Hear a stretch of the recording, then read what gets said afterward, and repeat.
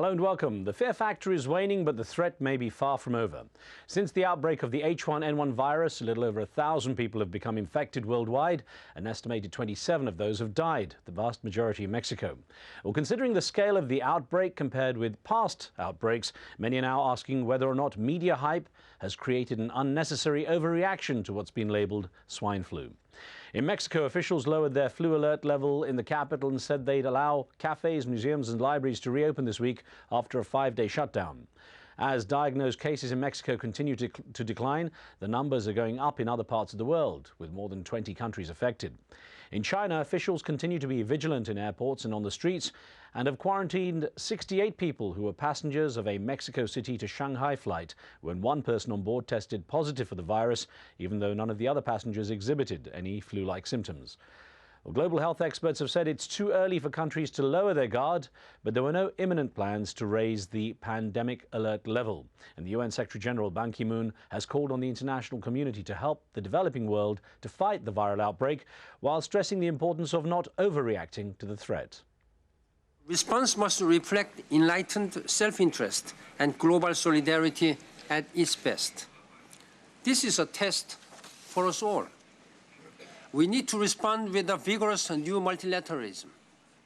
We need to help those countries, especially in the developing world, which may find it hard to respond to this threat.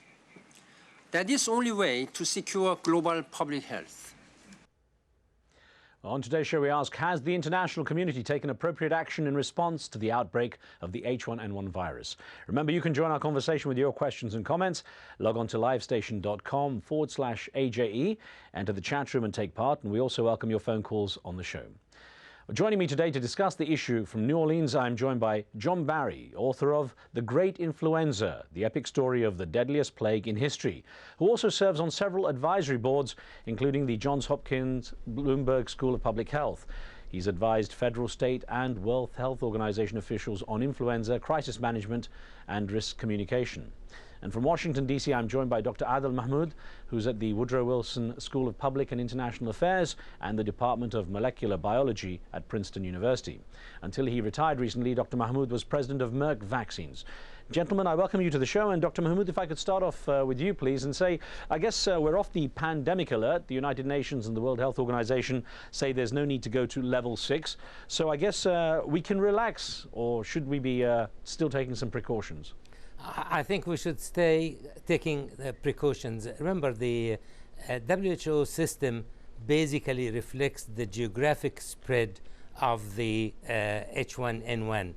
It doesn't really reflect the severity of the illness or the danger from the virus. So in effect, this is influenza. It's unpredictable, and consequently, one has to stay very alert to the possibilities that can come and will result into some untoward effects.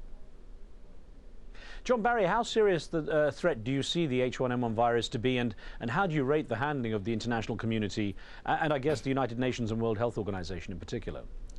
Well, first, I think the WHO has done a magnificent job. I think the Pan American Health Organization may have a little bit to answer for.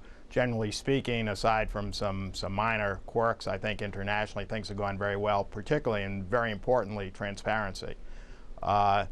In terms of the threat, I think we need to understand that influenza is one of the fastest mutating viruses in existence, and it's that very mutation rate that allows it to jump species. I mean, all influenza viruses initiate in birds. In 1918, it probably went straight from birds to people. People then gave it to pigs, horses, many other mammals, including seals. So the mutation rate of this virus definitely means that it's something we need to continue to take very seriously. Dr. Mahmood, I was wondering, with the talk of vaccinations and the scale of vaccinations that were being discussed, it seems that the international community was perhaps caught out. How do you rate that preparedness level when it comes to the idea of mass vaccinations? Well, the issue of preparing a vaccine against a new strain of influenza virus is complex, because up to this time, most of the global vaccine capability is based on growing the new virus, preparing a stock of seed viruses, and then giving it to the private manufacturers who, in effect, are using eggs to grow the virus. So the cycle basically takes between 6 to 9 months. And that's very unfortunate in a sense, because it really limits our ability to respond in a much faster way. It is hoped. And Dr. Mahmood? Yes. Go ahead. No, it is hoped that the pressure on the scientific community and on the manufacturers will result into new methodology to make much more quicker the flu vaccine, whether it is needed for the seasonal flu every year or needed for the case of a pandemic. Now, how do you, but Dr. Mahmood, how do you rate the inherent, or how do you take into account the inherent risks of vaccinations? Back in 1976, of course, it seemed that the mass vaccination project that took place in the US caused more problems than the actual virus itself, and there were certainly a lot of questions asked whether or not it was actually beneficial. How does one balance the need for vaccination against the risks inherent with that vaccination? Well, vaccination is the safest, most effective way to control infectious diseases. This has been proven over the years. We have had vaccines against approximately 30 infections, and most of the accomplishments of controlling these infections is basically due to the effect of vaccines. Now, there is nothing that is absolutely 100% risk-free. So consequently, if there are minor side effects sometimes that happen because of a vaccine, one should not basically accuse the whole capability of the whole world in preventing infectious diseases just simply because of few untoward side effects. Basically, it is the best thing that we have today against infectious diseases. John Barry, I don't know if you agree with that, but also I want to get your take on the way, of course, the panic sets in with the community and the mass community around the world. The label, of course, swine flu. I gather it's not technically just a swine flu in this case anyway, but it enters our sort of general discourse as swine flu, and the fear factor around it pushes people to make decisions as well. Well, when people don't understand something, they are afraid of it. I do agree with everything that you just heard about the vaccine. I think in '76 the vaccine killed 24 people. The problem was, not the problem, probably the decision to administer the vaccine was a mistake, because the virus had been contained in Fort Dix and never escaped a group of 200 people who were enclosed. But had that virus escaped, the vaccine would have saved tens of thousands of lives, maybe hundreds of thousands, and against that, the 24 deaths would have been meaningless. I do want to clarify what I said a minute ago about the mutation rate. I'm not sure I actually made the point. And the point was that that mutation rate is why the virus is completely unpredictable, and we don't know where it's going yet, not until it stabilizes in the human population. Well, I want to put to you, John, if I could put to you an email we got from a regular viewer, S. Anoma in Sydney, Australia, who wrote in saying, is there a real threat to humans from viruses that have mutated and become resistant to vaccinations? Or is the panic generated by various agencies nothing but an attempt by drug companies to sell vaccinations?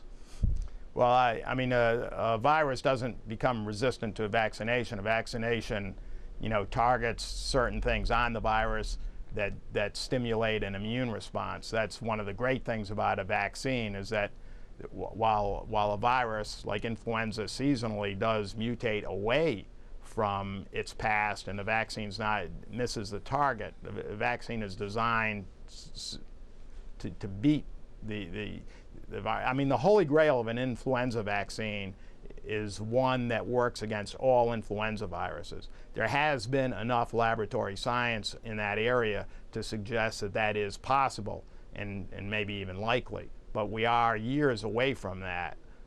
In terms of the idea of pharmaceutical companies trying to create threats and things like that, I don't believe that. I think I'm a reasonably skeptical person, perhaps even cynical in some ways, but I'm not that cynical. Dr. Mahmood, an email came in from Canada. If I could put this to you, please. This is from Gil Hughes, who wrote in saying, media hype and the age of the paranoid generation. They believe everything they hear on TV and don't put things in proportion. Why is this even news? Now, I'm wondering how you rate the media reaction to the outbreak of the virus. Well, one may be a little bit skeptical about the media hype, but in effect, the danger from a pandemic of flu is such of significant magnitude that raising the awareness of people all over the world to the possibility of an infectious disease that is spreading across borders and across continent is not necessarily wrong. As a matter of fact, it is an important element of public communication. Now, if somebody or one media outlet here and there has increased the degree of hype, one cannot just smear the whole communication effort, which has been, in effect, very, very good. Remember, our society, basically the global society, and its awareness of infectious disease emergence has not been very good historically. And if at the price of what happened, we have increased the awareness of the possibility of a pandemic flu, I am really supportive of that. Just as an example. Well, I want to ask more. I do want to ask more about that. I'll get to that in a second. We have to take a short break. More of our discussion in a moment. Now, as we pause, let me remind you, you can join the conversation with your questions and comments by logging on to livestation.com and entering the chat room. You can see the debate taking place in there right now. We're also taking a poll in the chat room where we're asking which best reflects your opinion of the H1N1 flu media coverage. Has it been overhyped but necessary? Overhyped and caused economic damage, adequate for the scale of the problem, or you want more information? Check the chat room and join that poll, and we'll be right back.